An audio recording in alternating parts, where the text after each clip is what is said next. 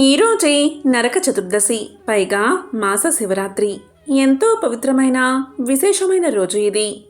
ఆశ్వయుజ బహుళ చతుర్దశిని నరక చతుర్దశి అని పిలుస్తారు. ఈ నరక చతుర్దశి తర్వాత రోజే దీపావళి. తెలుగు పండుగల్లో నరక చతుర్దశి, దీపావళి చాలా ముఖ్యమైన పండుగలు. మనం ఆచరించే పండుగల్లో ఒక రాక్షసుడి మరణాన్ని ఆనందంగా పండుగ చేసుకోవడం నరక చతుర్దశి విశిష్టత. మరి ఎంతో పవిత్రమైన విశేషమైన ఈరోజు, దీని వెనుక ఉన్న కథలు విన్నవారికి సకల శుభాలు కలుగుతాయి. శ్రీ మహావిష్ణువు యొక్క సంపూర్ణ అనుగ్రహం మీకు లభిస్తుంది. మరి ఆ కథ ఏంటో ఇప్పుడు ఈ వీడియోలో తెలుసుకుందాం. దితి కశ్యప ప్రజాపతి పుత్రులు హిరణ్యాక్షుడు, హిరణ్యకశ్యపుడు. ఒకసారి హిరణ్యాక్షుడు భూమండలాన్ని తీసుకుపోయి సముద్ర గర్భంలో దాచిపెట్టాడు. దీంతో భూమిని పైకి తెచ్చేందుకు శ్రీ మహావిష్ణువు వరహ అవతారాన్ని ధరించి వజ్ర సమానమైన తన కోరతో హిరణ్యాక్షుణ్ణి అంతమొందించి భూమిని పైకి తీసుకువస్తాడు. ఆ సమయంలో వారికి ఒక పుత్రుడు కలుగుతాడు. ఆ పుత్రుణ్ణి చూసి నిషిద్ధ కాలమైన సంధ్యా సమయంలో కలవడం వల్ల కలిగిన పుత్రుడు కాబట్టి ఇతనిలో అసుర లక్షణాలు వచ్చాయని విష్ణుమూర్తి భూదేవికి చెబుతాడు. ఆ మాటలకు బాధపడిన భూదేవి ఎప్పటికైనా విష్ణుమూర్తి తన బిడ్డను సంహరిస్తాడు అని భయపడి తన బిడ్డకు రక్షణ ప్రసాదించమని వరాన్ని కోరుతుంది. దానికి విష్ణుమూర్తి సరే అని తన తల్లి చేతుల్లోనే ఇతనికి మరణం ఉందని హెచ్చరించి వెళ్ళిపోతాడు. ఏ తల్లి తన బిడ్డను చంపుకోదని భావించిన భూదేవి ఎంతో సంతోషిస్తుంది. తర్వాత నరకుడిని జనక మహారాజుకి అప్పచెప్పి విద్యాబుద్ధులు నేర్పమని కోరుతుంది భూదేవి. ఆ విధంగా జనక మహారాజు యొక్క పర్యవేక్షణలో పెరిగి ఎంతో శక్తివంతుడిగా మారతాడు నరకుడు. పెరిగి పెద్దవాడైన తర్వాత నరకుడు కామాఖ్యను రాజధానిగా చేసుకుని ప్రాగ్జ్యోతిషపురము అంటే ప్రస్తుతం ఇది అస్సాంలోని గౌహతి ప్రాంతం అనే రాజ్యాన్ని పరిపాలిస్తూ ఉంటాడు. కామాఖ్యలోని అమ్మవారిని తల్లిలాగా భావిస్తూ చక్కగా పూజలు చేసేవాడు. తన రాజ్యంలోని ప్రజలందరినీ ఎంతో చక్కగా పరిపాలించేవాడు. ఈ విధంగా కొన్ని యుగాలు గడిచిపోయాయి. తరువాత ద్వాపర యుగంలో అతని పక్క రాజ్యమైన సోనితాపురానికి రాజైన బాణాసురుడితో స్నేహం ఏర్పడింది. బాణాసురుడు స్త్రీలను తల్లిలాగా భావించడాన్ని నిరసించేవాడు. అతని దృష్టిలో స్త్రీ ఒక భోగవస్తువు. అతని ప్రభావం చేత నరకాసురుడు మెల్లగా అమ్మవారి పూజ ఆపేశాడు. ప్రపంచంలోని ఇతర రాజ్యాల మీద దండయాత్ర చేసి ఆయా రాజ్యాలలోని రాజకుమార్తెలందరినీ బలవంతంగా ఎత్తుకొచ్చి తన రాజ్యంలో బంధించి వివాహం ఆడాలి అనుకున్నాడు. ఆ విధంగా 16,000 మంది రాకుమార్తెలను బంధించాడు నరకుడు. వరహస్వామి, దేవేరి, భూదేవికి కలిగిన సంతానమే నరకాసురుడు. దేవపుత్రుడే అయినా పుట్టిన వేళ విశేష ఫలితంగా నరకాసురుడిలో రాక్షసత్వం నిండిపోయింది. తరువాతి కాలంలో నరకాసురుడు కామరూపాధిపతిగా మారిపోతాడు.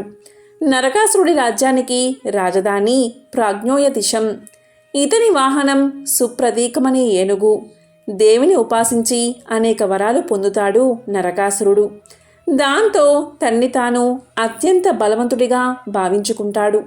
వరగర్వంతో సకలలోక వాసులను దేవతలను విడిచిపెట్టకుండా అందరినీ హింసించడం ప్రారంభిస్తాడు నరకుడు. దీంతో నరకాసురుడి ఆగడాల నుంచి తమను రక్షించమని బాధితులు దైవాన్ని స్మరిస్తారు. చివరికి నరకాసురుడు స్వర్గంపై దండయాత్ర కూడా చేస్తాడు. స్వర్గాధిపతి ఇంద్రుణ్ణి తరిమేసి స్వర్గాన్ని ఆక్రమించుకుంటాడు. దీనితో శ్రీకృష్ణుడు సత్యభామ సమేతుడై నరకుడిపైకి యుద్ధానికి వెళ్తారు. శ్రీకృష్ణుడు మొదట మురా అనే రాక్షసుణ్ణి, అతని పుత్రులను హతమారుస్తాడు. ఇది చూసిన నరకాసురుడు ఎంతో కోపంతో శ్రీకృష్ణుడిపై యుద్ధానికి బయలుదేరతాడు. నరకాసురుడి బాణం తగిలి శ్రీకృష్ణుడు మూర్ఛపోతాడు. అప్పుడు సత్యభామ నరకాసురుడితో ఘోర యుద్ధాన్ని సాగిస్తుంది. ఇలా ఈ భీకర యుద్ధం చేసిన సత్యభామ తరువాత అలసిపోతుంది. అప్పుడు శ్రీకృష్ణుడు సత్యభామకు సహాయంగా నిలిచి ఆశ్వయుజ బహుళ చతుర్దశి నాడు నరకాసురుణ్ణి అంతమొందిస్తాడు. దీనితో తమ కష్టాలు తొలగిపోయాయని సంతోషించి మరనాడు సకలలోక వాసులు దీపాలు వెలిగించి సంబరాలు జరుపుకుంటారు. అప్పట్నుంచి దీపావళి పండుగ జరుపుకోవడం ఆచారమైనట్లు కథనం. పిల్లలు పెడద్రోవ పట్టినప్పుడు తల్లిదండ్రులు వారిని శిక్షించి వారిని మార్చడానికి ప్రయత్నించాలని నరకాసుర వధ వృత్తాంతాన్ని బట్టి మనం అర్థం చేసుకోవచ్చు. సత్యభామే ఎందుకు అంటే భూదేవి కోరికను మన్నించి విష్ణుమూర్తి నరకాసురుణ్ణి అత్యంత బలవంతుడిగా మార్చుతాడు. నరకాసురుడు కేవలం తన తల్లి భూదేవి చేతుల్లో మాత్రమే హతమవుతాడు అని వరాన్ని ప్రసాదిస్తాడు. నరకాసురుడి అకృత్యాలు భరించలేని పరిస్థితిలో భూలోకవాసులు శ్రీకృష్ణుడి వద్దకు వెళ్ళి రక్షించమని వేడుకుంటారు. కానీ కృష్ణుడికి నరకాసురుడి వరం గురించి తెలుసు. అందుకే భూదేవి స్వరూపమైన సత్యభామను నరకాసురుణ్ణి వధించమని కోరతాడు. నరకాసురుడి వధించడానికి బయలుదేరిన సత్యభామకు శ్రీకృష్ణుడు రథసారథిగా తోడుంటాడు. నరకాసురుడి వృత్తాంతం మహాభాగవతం దశమ స్కందం ఉత్తర భాగంలో వస్తుంది. నరకాసురుడి సంహారం జరిగిన రోజు నరక చతుర్దశిగా జరుపుకుంటారు. తర్వాత రోజు దీపావళి పండుగను జరుపుకుంటారు.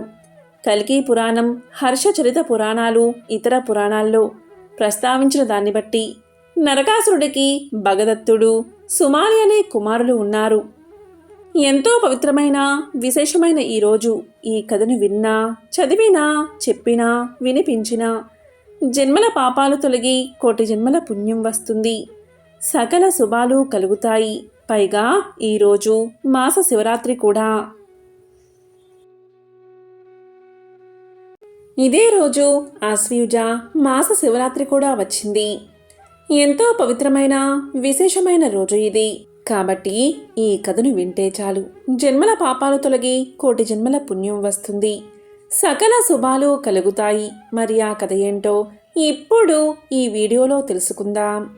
ఈ రోజున పరమశివుణ్ణి పూజించి పూర్ణ క్రతువులతో ఉపవాసం చేస్తే అనేక శుభ ఫలితాలు కలుగుతాయి. ఈ వ్రత ప్రభావం వల్ల కామం, క్రోధం, దురాశ, అనుబంధం మొదలైన బంధాల నుంచి విముక్తి లభిస్తుందట. మరి ఎంతో పవిత్రమైన విశేషమైన ఈరోజు ఈ కథలను విన్నా, చదివినా, చెప్పినా, వినిపించినా జన్మల పాపాలు తొలగి కోటి జన్మల పుణ్యం వస్తుంది. సకల శుభాలు కలుగుతాయి. మరి ఆ కథలేంటో ఇప్పుడు ఈ వీడియోలో తెలుసుకుందాం. ఈ కథ మహాభారతంలోనిది. ఒకసారి పాండవుల్లో పెద్దవాడైన ధర్మరాజు భీష్మునితో ఇలా పలికాడు. తాత, నీవు ఎన్నో ధర్మాలను మాకు ఉపదేశించావు. కానీ బంధువులందరినీ చంపినందుకు నాకు శాంతి లేకుండా పోయింది. దీనంతటికీ కారణం దుర్యోధనుడే. ఇంతమంది ప్రాణాలు పోవడానికి ఒక్క దుర్యోధనుడే కారణం అయ్యాడు అని పలకగానే భీష్ముడు ఇలా చెప్పాడు. అయ్యో నాయనా ధర్మరాజా, నేను చెప్పేది శ్రద్ధగా విను. మనిషి దేనికి కర్త కాదు, కర్మ కారణంగా ఫలితం కలుగుతుంది. కార్యాకారణ సంబంధ సూత్రం ఎప్పుడూ మరిచిపోకు. దానికి సంబంధించిన ఒక కథ చెప్తాను, విను అంటూ భీష్ముడు ధర్మరాజుకు ఇలా కథ చెప్పడం మొదలుపెట్టాడు. పూర్వం ఒక బ్రాహ్మణ పిల్లవాడు పాము కరిచి చనిపోయాడు. దాన్ని చూసి తల్లి ఏడుస్తూ ఉంటుంది. ఆమె బాధను చూసిన ఒక వేటగాడు ఆ పామును వెతికి ఆ పిల్లవాడి అమ్మ దగ్గరకు తీసుకువస్తాడు. అప్పుడు ఆమెతో ఇలా పలుకుతాడు. ఇదిగోనమ్మా, నీ కుమారుడి మరణానికి కారణమైన పాము ఇదే. నీవు కసితీరా ఈ పామును కొట్టి చంపు అంటాడు. దానికి పిల్లవాడి తల్లి ఇలా పలుకుతుంది. చూడు నాయనా, దీన్ని చంపితే నాకేం ప్రయోజనం? నా కొడుకు మళ్ళీ బతికి తిరిగి వస్తాడా చెప్పు అంటుంది.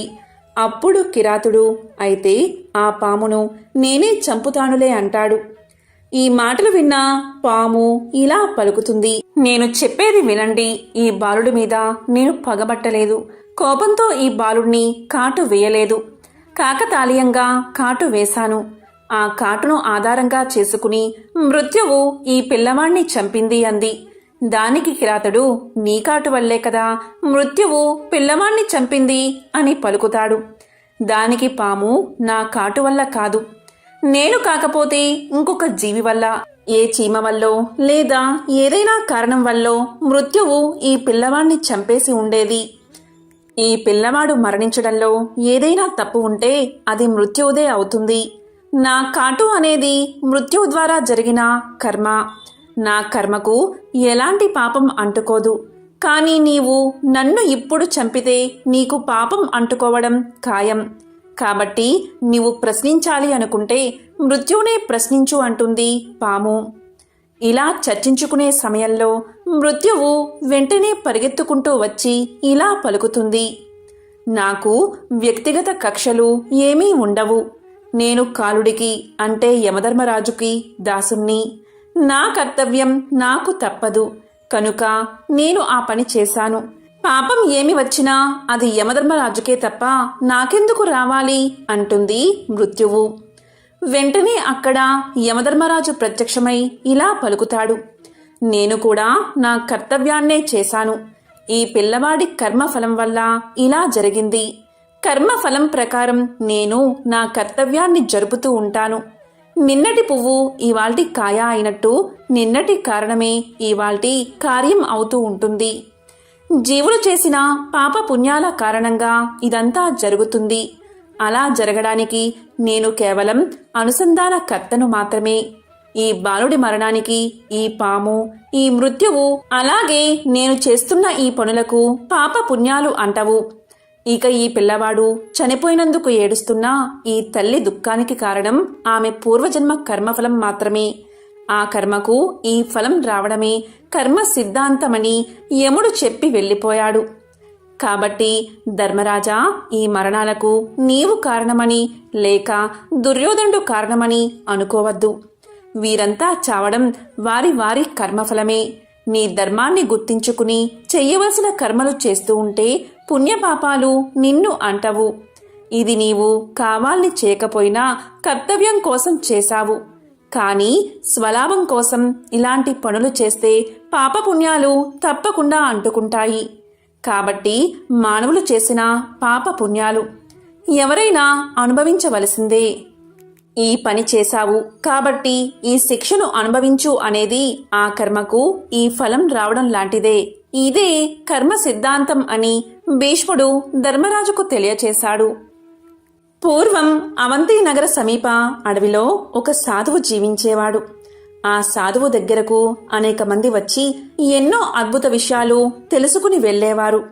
ఇలా ఒకరోజు ఆ సాధువు అక్కడకు వచ్చిన వాళ్ళకి ఒక అద్భుత కథను ఇలా చెప్పడం ప్రారంభించాడు.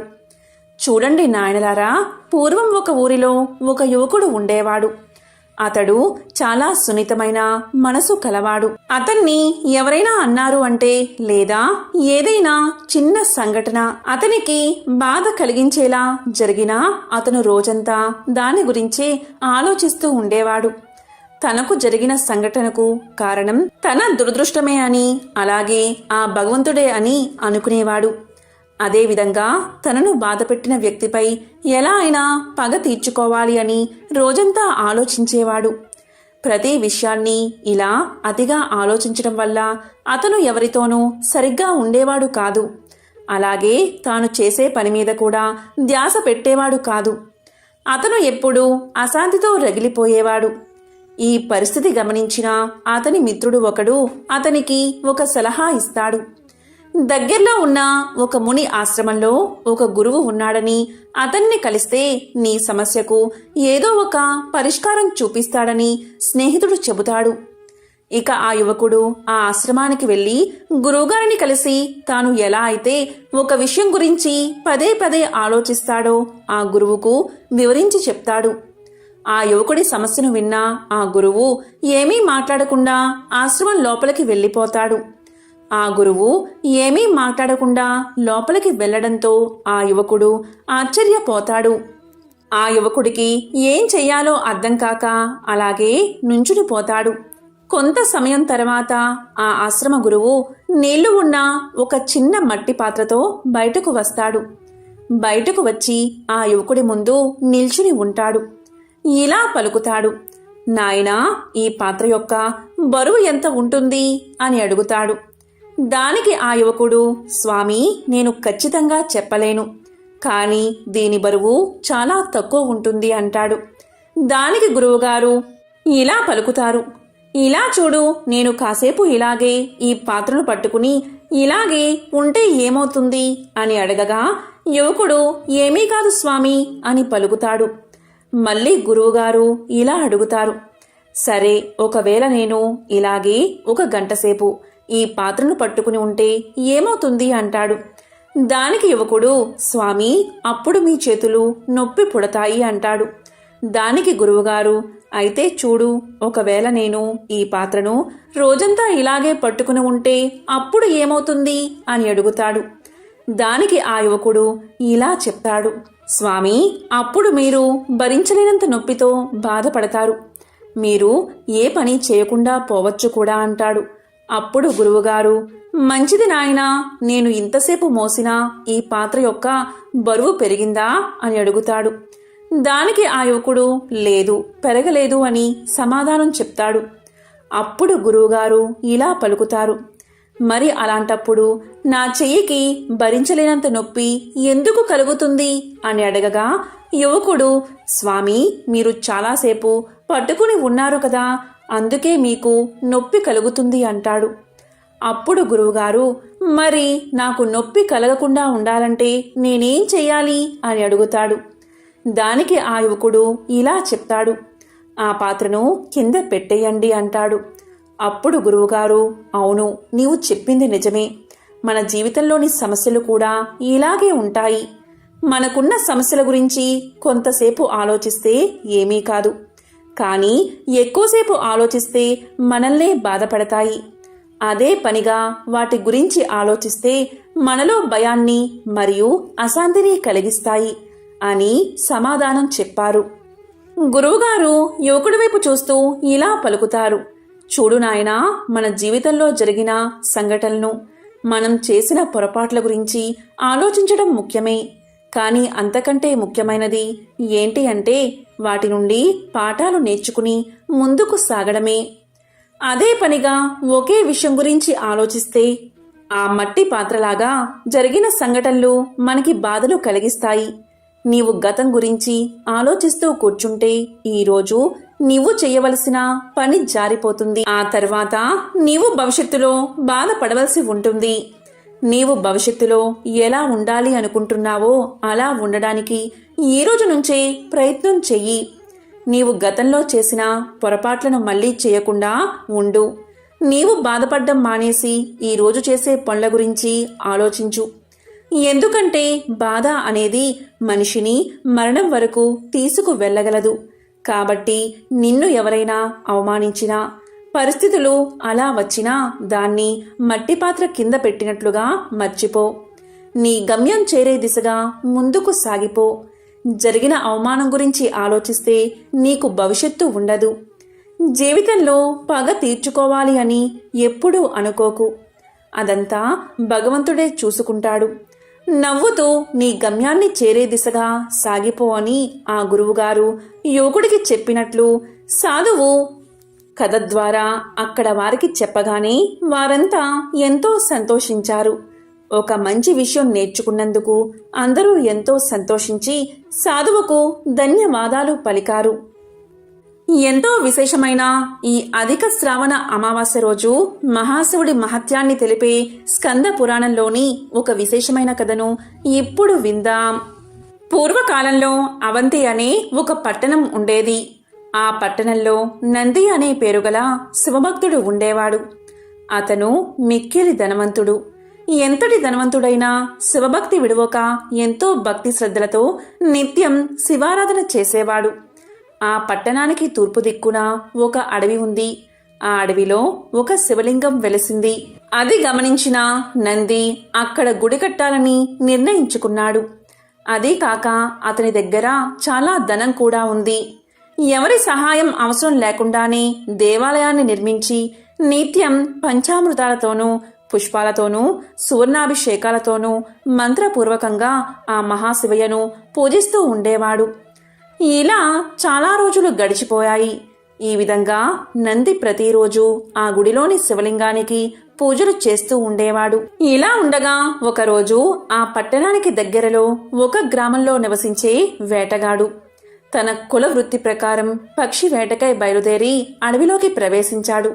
అలా అడవిలో కొంత సమయం తిరిగి వేట ముగించుకుని అలసిపోయి ఇంటికి వెళ్లే మార్గంలో అడవిలో ఉన్న శివాలయాన్ని చూశాడు. వెంటనే శివాలయంలోకి ప్రవేశించాడు. అక్కడ గుడిలోకి వెళ్లి శివలింగాన్ని చూసిన వెంటనే ఆ కిరాతకుడికి ఏదో తెలియని భక్తిభావం కలిగింది. ఈ విధంగా శివలింగానికి పూజ చెయ్యాలి అనే బుద్ధి పుట్టింది. కాని ఆ దట్టమైన అడవిలో శివుణ్ణి పూజించడానికి ఏమీ దొరకలేదు. అన్నిటికీ భగవంతుడే ఉన్నాడని నమ్మకంతో దగ్గరలో ఉన్న సరస్సు దగ్గరకు వెళ్లి నోట్లోకి కొన్ని నీళ్లు తీసుకుని పుక్కిట పట్టి అక్కడున్న మారేడు ఆకులను కొన్ని తీసుకుని ఆలయంలోకి ప్రవేశించాడు.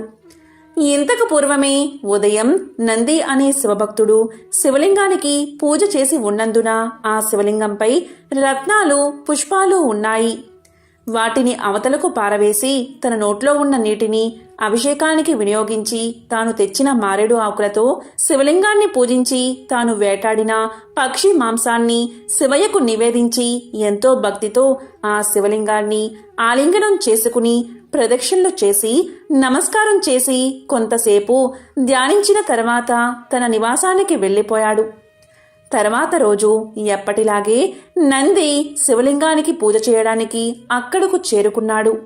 తనతో పాటు ఒక బ్రాహ్మణుని కూడా తీసుకువచ్చాడు. వారిద్దరూ గుడిలోకి ప్రవేశించి చూడగా అంతా అపరిశుభ్రంగా ఉంది.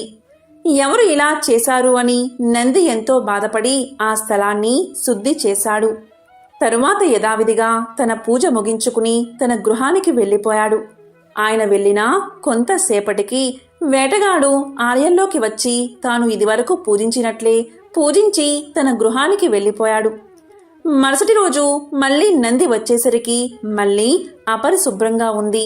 ఇదంతా చూసిన నంది ప్రతిరోజు ఇలా ఉంటే కష్టమని భావించి బ్రాహ్మణునితో చర్చించి గుడిని ఎవరో అపరిశుభ్రం చేస్తున్నారని తలచి గుడిలో ఉన్న శివలింగాన్ని నెత్తిమీద పెట్టుకుని తన గృహానికి తీసుకుపోయి తన ఇంట్లో పూజలు చేయడం మొదలుపెట్టాడు.